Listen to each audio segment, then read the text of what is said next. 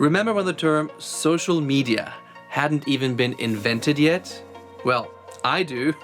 And I remember especially that connecting with people from all over the world felt really exciting at that time. But that was more than 15 years ago, and a lot has changed since then. One of the things I would like to know is why some companies like Facebook or Twitter have managed to continue growing in all that time, while others fell by the wayside. Well, let's find out why. This is GMF Compact. Let's take a look at some case studies and try to learn, well, what went wrong. Number 1, Myspace. In 2006, Myspace was the most visited website in the world.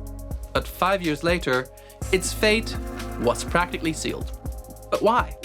Well, for one thing, there were sex offenders, cyberbullies, and all kinds of other predators on there, giving the platform a really bad name. Also, it essentially was a website with really clunky ads all over the place. When a rival product started to offer a user experience with no ads at all at that time, people jumped ship. That rival was Facebook. Number 2, Vine. This video app was the most downloaded free app in the US in 2013, but Vine proved to be unable to adapt. Its rivals like Snapchat rolled out new features while Vine remained the same. Then it was acquired by Twitter, which focused on its own video business rather than investing into developing Vine further. By late 2016, Vine was history. Number 3, Google+. Google's attempt at uniting its existing core business, the search engine, with a digital phone book was a huge failure. There simply was no demand for it. It then became evident that it wasn't even a social network with its really limited capabilities for interaction. Later, it was revealed that Google+ had actually been designed as a catalog of people to be sold off to the US government. Yikes! No one wants that. Number 4, Clubhouse. Clubhouse filled a hole during the first lockdown, but by now it has gone quiet.